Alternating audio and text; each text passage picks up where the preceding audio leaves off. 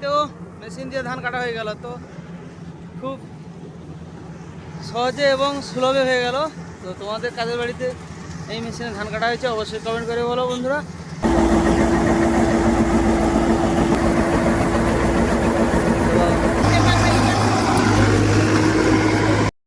High বন্ধুরা, আমরা চলে এসেছি ধান তুলতে।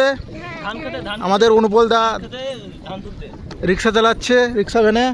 আমাদের ফিরকি আছে, ফিরকি কুল তুলতে যাচ্ছি আমরা। আর পিছনে আর একটা রিক্সা আসছে। আমরা প্রায় চলে এসেছি।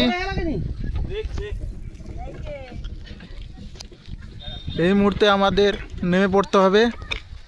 ভাঙাচোরা রাস্তা দেখতে পাচ্ছ বন্ধুরা। আমাদের ফিরকি আগে আগে যাচ্ছে, আমরা পিছু পিছু যাচ্ছি। আমরা চলে এসেছি ধান তুলতে। মেশিনে কাটা হয়েছে কিন্তু তুলতে যাচ্ছি। আমরা মজুর যেহেতু এই জন্য চলে এসেছি আমরা দুজনে। মজুর কি রে? মিস্ত্রি বলবি? মিস্ত্রি, মজুর টজুর হয় না। ঠিক আছে, দেখতে পাচ্ছ কমা পেয়ে গেছিস নাকি আমাকে? রিক্সা নিয়ে চলে জানিস এসেছি। আমার ইউটিউব চ্যানেল আছে। হ্যাঁ হ্যাঁ হ্যাঁ, একটা তাহলে দেখেছি, মজুর কি? একটা দেখেছি, আমরা দেখেছি, সবাই দেখেছি। শুধু ধানটা নিয়ে যেতে হবে তাই নিয়ে এসছি এখানে, না হলে আসতাম না। আসতামই না, যেহেতু আমরা মিস্ত্রি, মিস্ত্রি ধান কাটার মিস্ত্রি। ধান কোথায় আছে বল? এই যে খেজুর গাছে দেখতে পাচ্ছ ধান আছে। খেজুর গাছে ধান হচ্ছে? হ্যাঁ, কি অবস্থা দেখো বন্ধুরা। খেজুর গাছের নিচে, খেজুর গাছে নিচে, সেটাই বল। খেজুর গাছে বললে কীরকম হবে? খেজুর গাছের নিচে মানে বন্ধুরা বুঝবে কি করে খেজুর গাছের নিচে আছে? সে ঠিক আছে। তো এবছর আমরা মেশিন দিয়ে কেটেছি। আমরা এখন মজুর নই, আমরা লেবার হয়ে গেছি। তো এখন মেশিন দিয়েই কাটতে হবে, হাতে কোনো কাটার সি নেই। জাস্ট ধানটা বইতে হবে। সেটাও চিন্তা ভাবনা ছিল, একটা এদিক দিয়ে একটা প্লেনের ব্যবস্থা করব বা ট্রেন লাইন করব।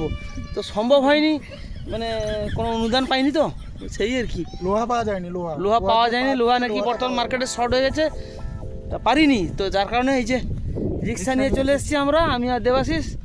তো চলো বর্তমান ধানটা নিয়ে যাই বাড়িতে। চলো চলো।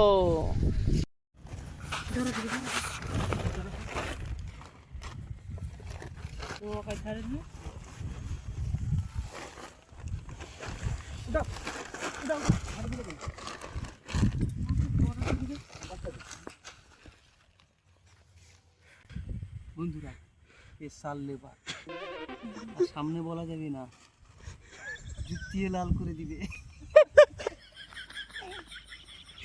আগে অনেক বড় হয়ে গেছে, এই যে দেখতে পাচ্ছ সব ঘেটে দিয়েছে মেশিন এসে। মনে হয় আগের বছর আর এই বিলে চাষ করা যাবে না, চাষ করা যাবে না, যা দেখে নিয়েছি। কুমির চাষ করতে হবে। চাষ করতে হবে। এই যে খাল কাটা কুমির ডাকে বলে না, কুমির ডাকা হয় না, সোজা খাল পর্যন্ত লাইন আছে। প্রত্যেকটা জমিন কিন্তু এরকম অবস্থা। সেই কুমির চাষ করবো চিন্তা ভাবনা করছি। আর তোমরা যদি কেউ আমার সঙ্গে শেয়ারে থাকতে চাও তাহলে অবশ্যই যোগাযোগ করো।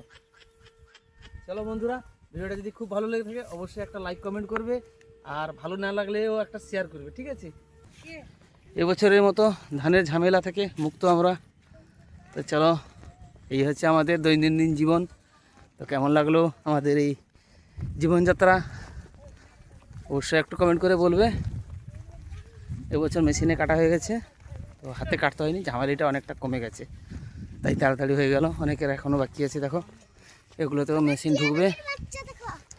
চলো, অন্বেষাও আছে মোটামুটি।